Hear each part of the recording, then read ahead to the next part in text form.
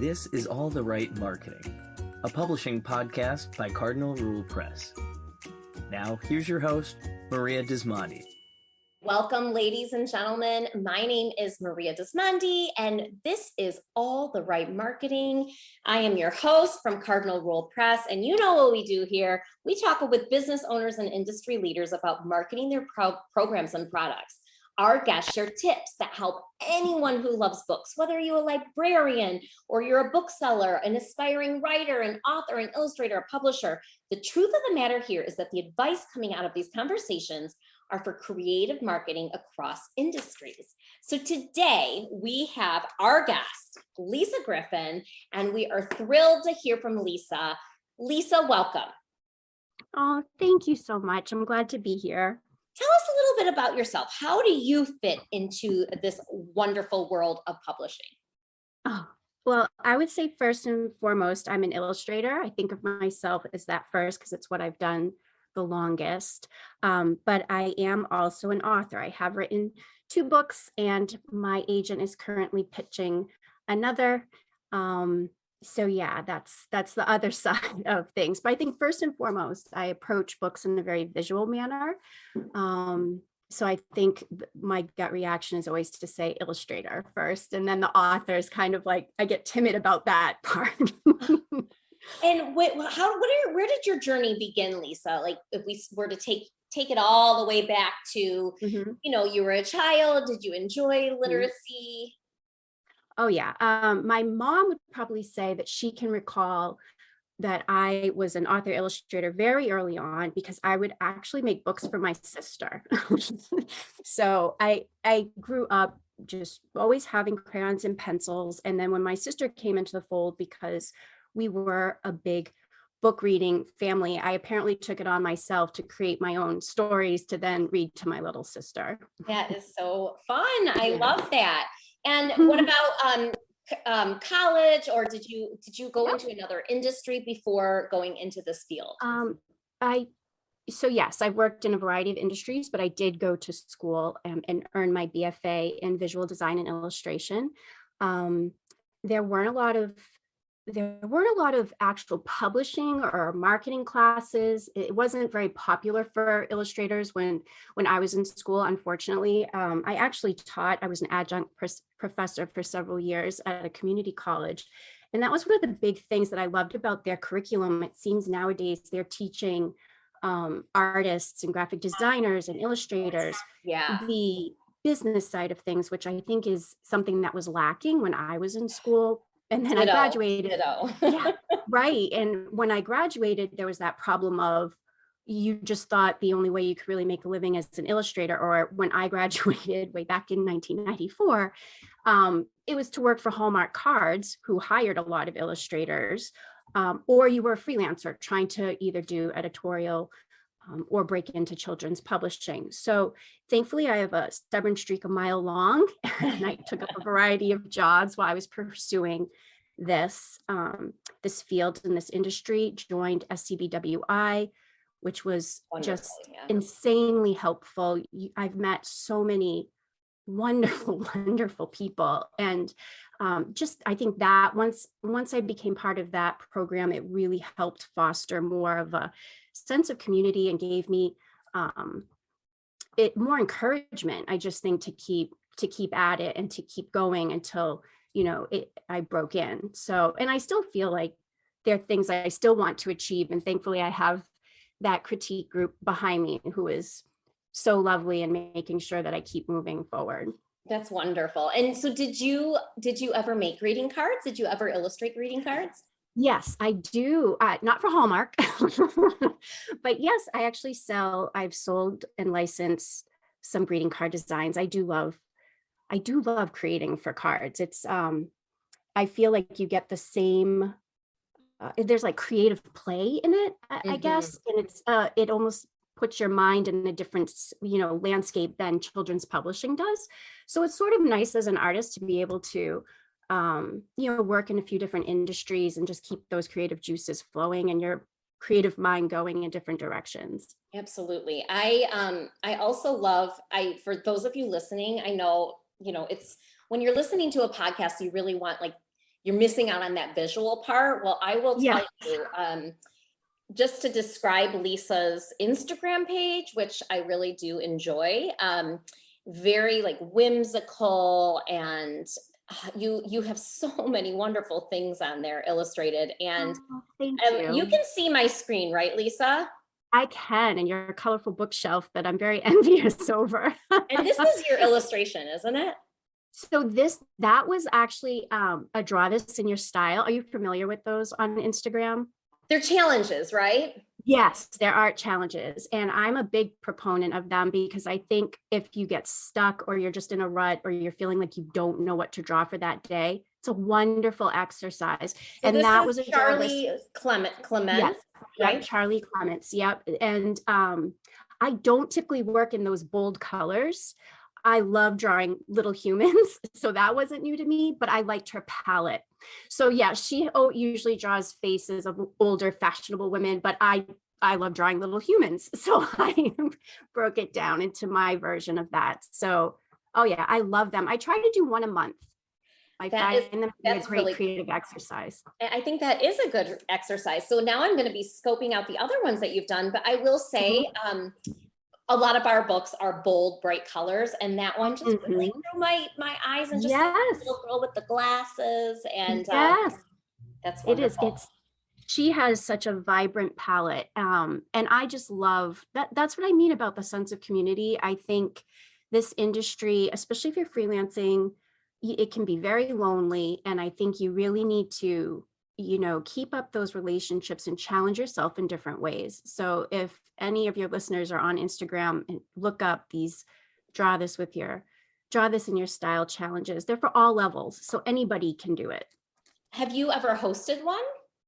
I have. Yep. Yes. I try to. So when I say I participate monthly, I try to either host one or do one each month. That is really, really fun. I met a woman who does hand stitching, and she does a challenge like that every single month. She creates this little patch, and then at the end of the year, she puts all of them together. So I think that's really neat. Oh, I love that. And like a gallery of work. That's a great idea. A gallery of work, yes. So you are here representing the creative side of things. We oftentimes have authors on here. I interviewed an agent, a literary agent, earlier today. So I really want to hear the point of view from your perspective in the creative industry. So first of all, for those of you listening, I know Cardinal Rule Press, we do a lot of work for hire, which means if we bring on an illustrator, typically we offer a specific contract deal, a specific price, and then that's the end of the deal. Like the work is commissioned. There are no royalties after that. And that just the mentor that I had, that's the way they did things. So we've never kind of gone into working with illustrators in other ways. So what do you typically do for your illustration work when you are illustrating picture books? So for picture books, I've had a variety of contracts, and thankfully nowadays my agent handles a lot of the negotiations with that. It's just nice. She's fabulous. And who's your agent? I'm with Liza at the LRA, Liza Royce Agency in New York. She is just a gem, and I feel she compliments me in all the right ways. Love it. So I have worked for a work for hire contract as well as royalty-based contract with an advance. Typically, what first draws me in is story. I think I hate to say it, but I've had to turn down stories when I felt I'd read the manuscript and it wasn't clicking. Not that the story wasn't good. It just, from a creative perspective, I was having a very hard time connecting I value to that. it. I think that's wonderful. Yeah. It's not an easy thing to do, when you're approached with a job, you get excited, and most often you read the manuscript and you connect with it immediately. But it has happened, and there is that sense of guilt there. You don't want to shut the door on the possibility of a relationship. But then again, you don't want someone's book to suffer because you haven't made that true connection with the story either. So I always like to say story first.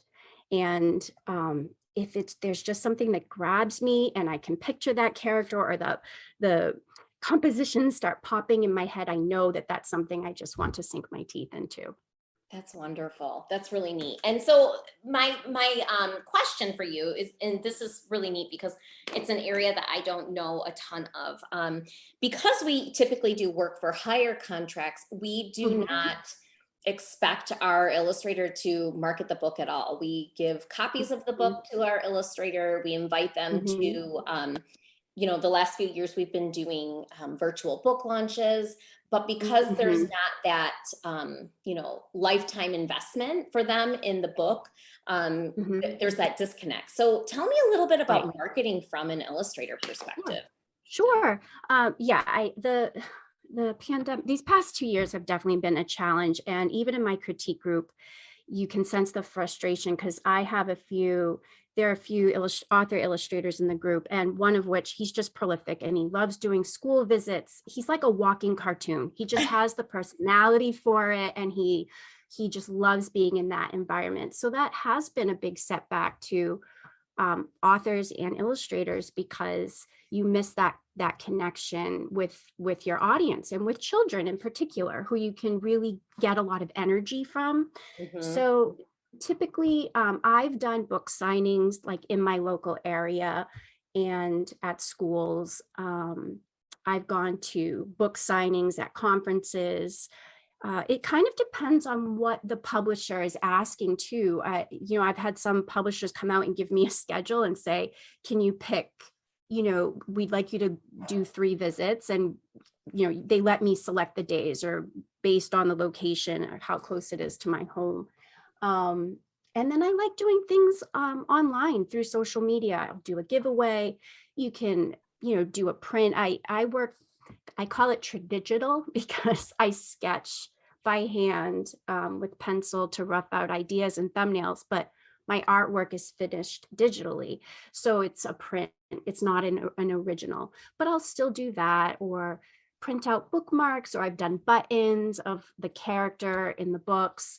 So again, I think for the books I wrote and illustrated, to be honest, I did a lot more. That was when I did the buttons and a lot of the giveaways, because I want to be mindful of the author too. And I just completed a book with an author who is in Massachusetts. So it's the next state over from me. So, and she is also with my agent.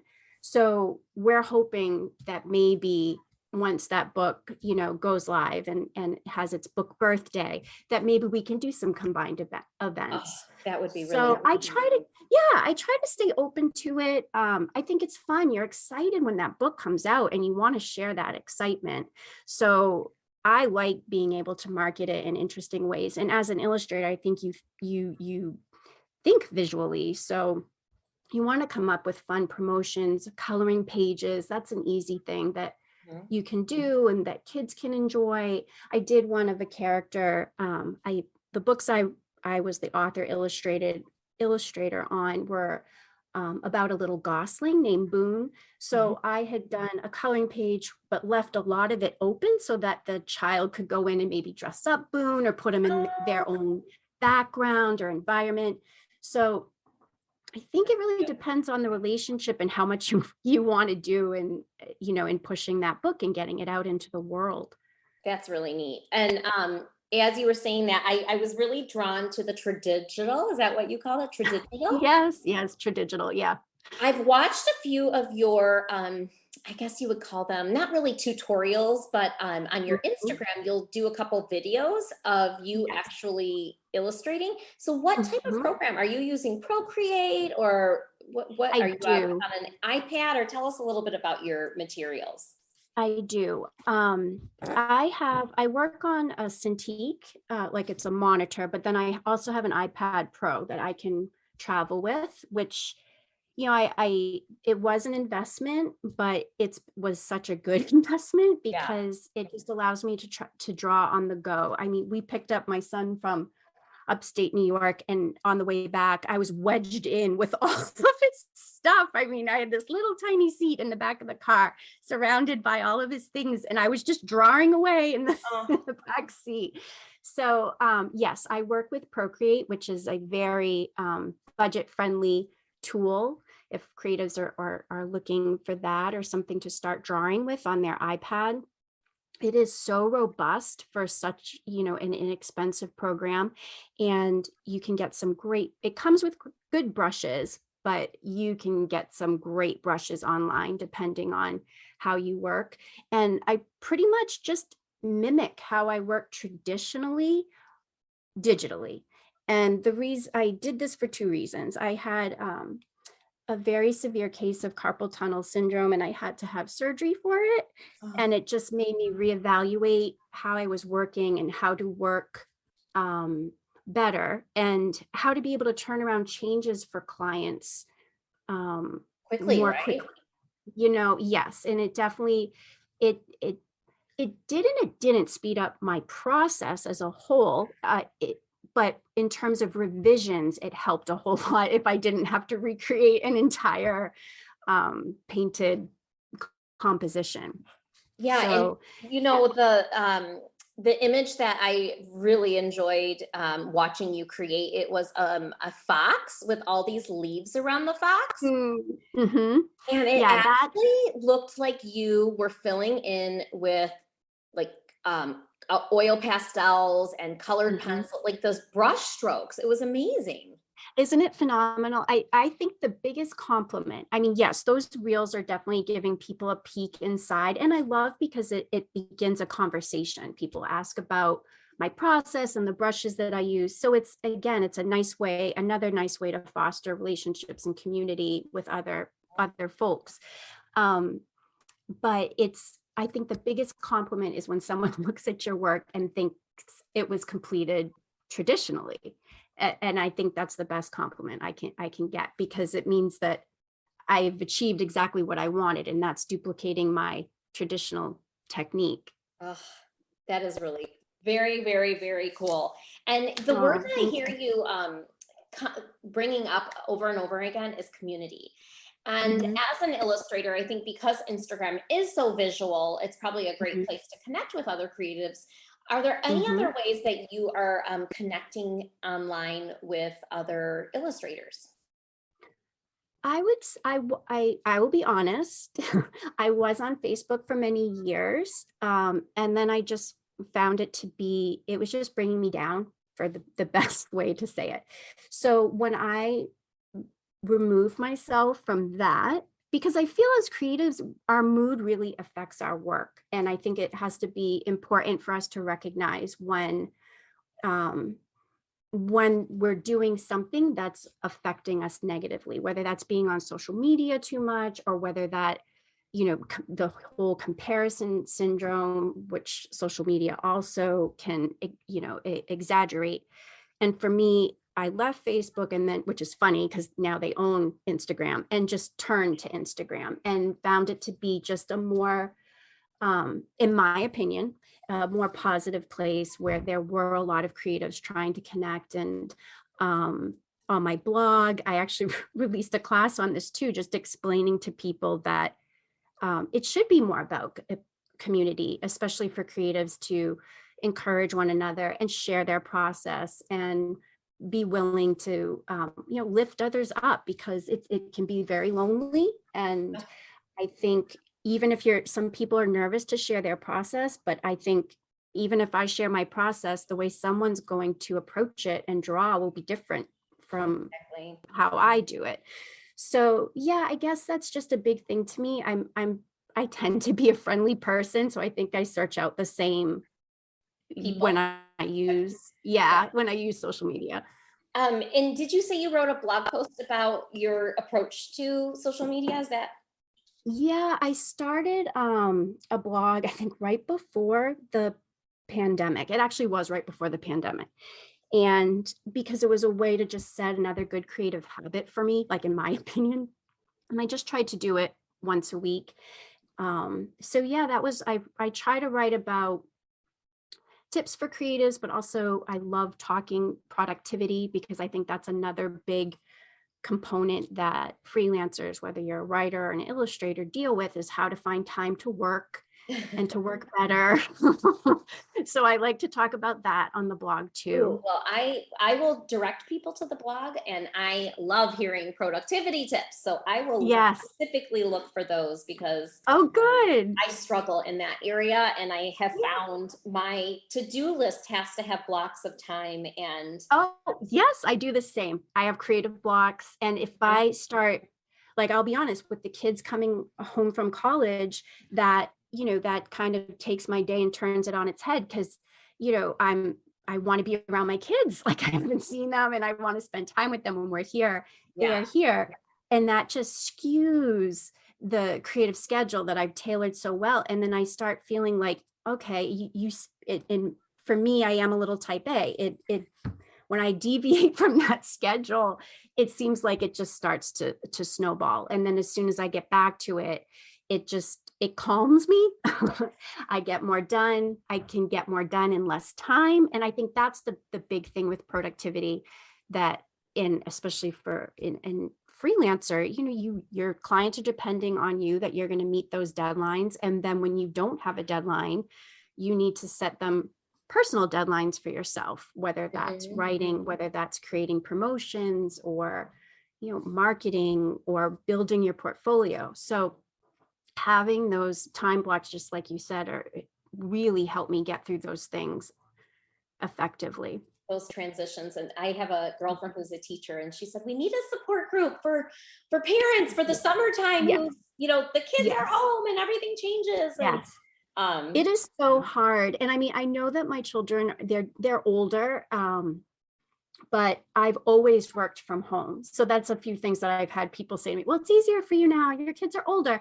I'm like, I went through it. I did go through those stages. They didn't just drop down out of the sky as teenagers. So I understand that juggle well, and it is a juggle, and you can't really balance everything. But so it's been many years of me working on my productivity and trying to find out what would work and what didn't work, and trial and error, and what works for me may not work for everyone. But I like throwing those suggestions out there, and if it can help a couple people, then great. It's pass it along.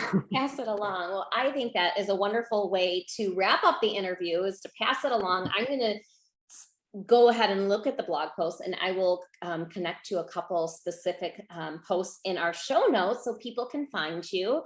So for those of you listening, lisamgriffin.com, don't forget the M, and that's how you can also find her on Instagram, but it's Lisa M. Griffin Art on Instagram. So we will have all of that in the show notes. Please know that we come out with an episode every Tuesday, and so stay tuned for All the Right Marketing by Cardinal Rule Press to see what creative individual will we have next week. Thank you so much, Lisa. Thank you. Cardinal Rule Press offers a variety of support to authors, booksellers, librarians, and families. Find out more at cardinalrulepress.com.